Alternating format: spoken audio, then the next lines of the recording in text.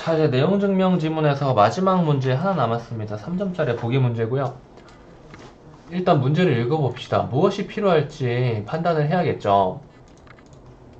윗글을 바탕으로 보기의 상황을 이해한 내용으로 가장 적절한 거 찾으라는 문제입니다. 적절한 거. 그럼 포인트를 잡아야 된다는 말인데요.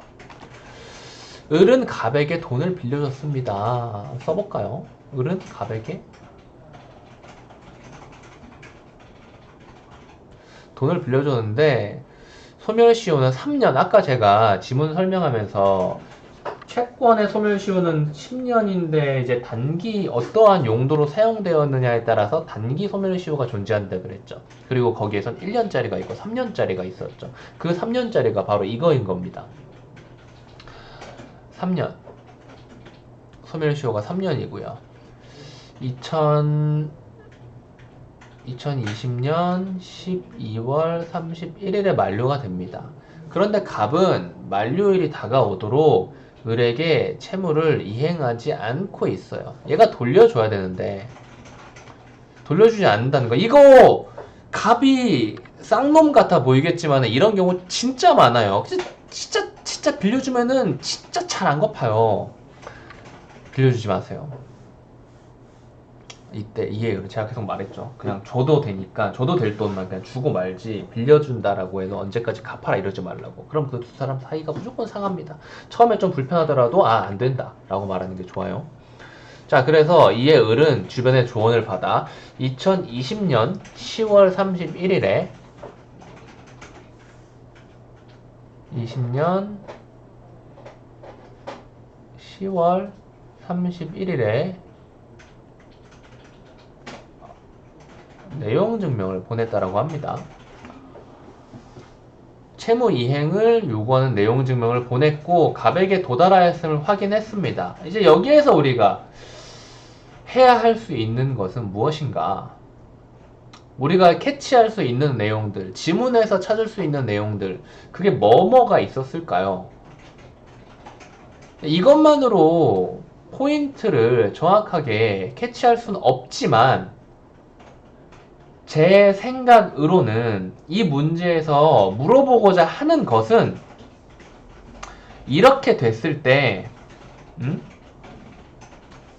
여기 지금 소멸시효가 나왔잖아요. 소멸시효는 어떻게 바뀔지에 대해서 물어볼 것 같아요. 그러니까 이렇게 그냥 어줍잖게 기준을 잡고 들어가는 것은 문제가 있기 때문에 선지 하나하나 봐주시는 게 맞겠는데 보기만 보고 보기에서 말하고자 하는 포인트를 잡는 것은 아마 이거인 것 같아요. 그렇기 때문에 우린 여기에서 지문에서 봤던 내용을 이제 이야기하면 될 텐데 지문에서 이렇게 내용 증명을 보냈을 때 내용 증명의 기능 중에 어떤 게 있다고 했죠? 소멸시효를 중지시켜준다 그랬죠. 그렇죠? 몇 문단이 있었네요. 4문단인가 5문단에 있었을 겁니다. 그쵸? 소멸시효를 중단시키고 그리고 어떻게 돼요? 내용 증명을 보냈을 때부터 시효가 새로 3년이 적용된다 그랬나요? 아니죠. 소멸시효는 정확히 이렇게 나왔을 겁니다. 저는 기억이 나요. 소멸시효는 내용 증명을 보내고 6개월 이내에 추후 액션 취했을 때부터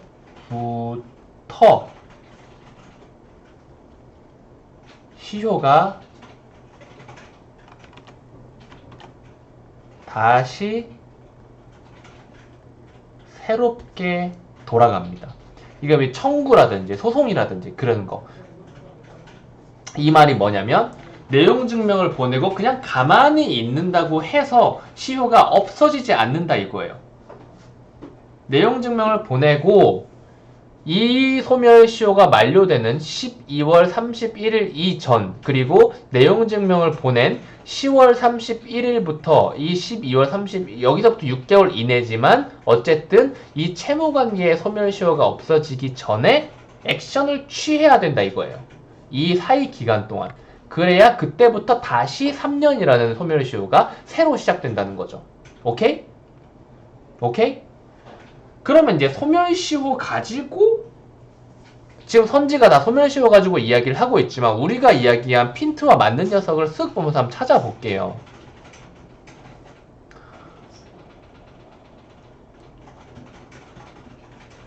바로 이거죠. 바로 이거죠. 에? 오케이? 지금 의리해야 되는 것은 무엇이냐면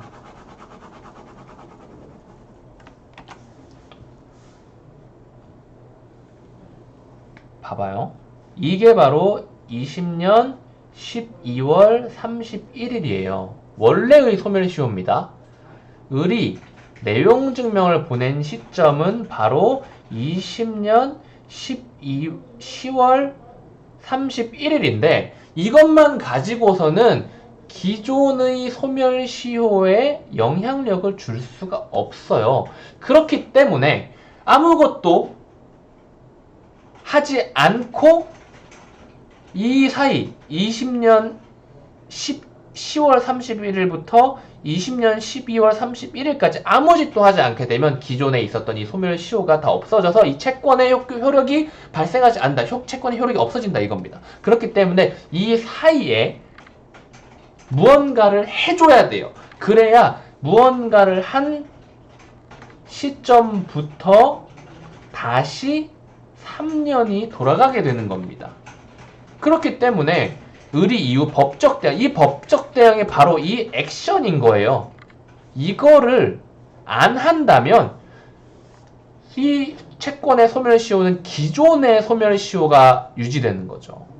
그대로. 하지만 법적 대응을 그리고 맨 마지막 5번 선지만 볼까요? 2021년 6월 31일까지라고 했는데 이거는 뭐예요? 이 채권 소멸시효가 다 지나버린 다음에 하는 거잖아요. 이거는 안 되는 거죠. 그리고 2020년 10월 31일에서 6개월 이내도 아니고 이건 8개월 후잖아. 그쵸? 둘 다 해당이 안 되는 거죠. 완벽하게 해당 안 되는 예시를 준 겁니다. 그래서 바로 요거고요. 지문에서 이 해당 내용을 찾아보자면 이거 다 없애고 지문에서 찾아보자면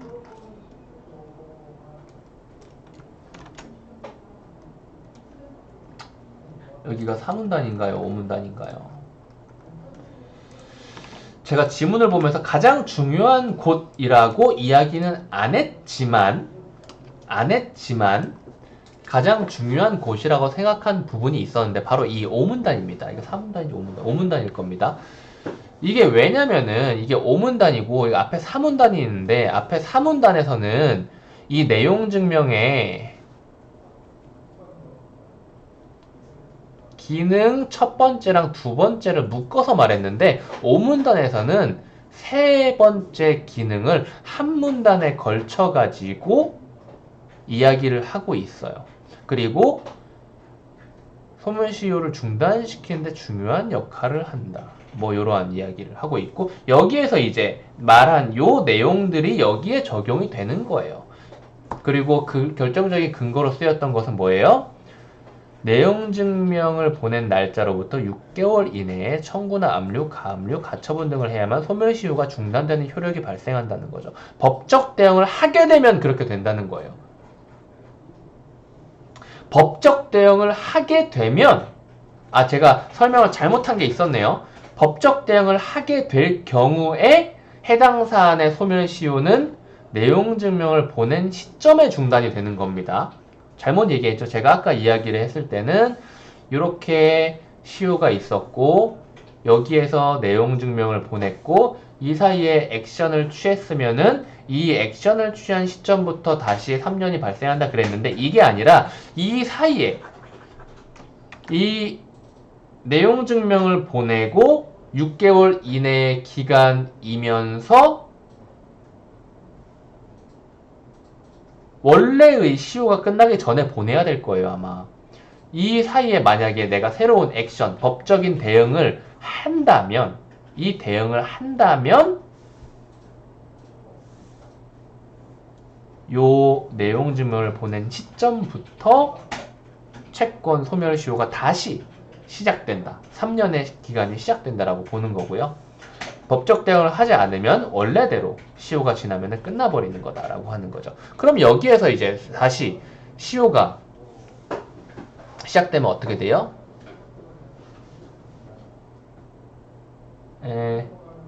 요게 이제 수신인이 받은 시점부터잖아요. 얘가 방문 판매 같은 게 아니라 문서의 우편 발송이니까.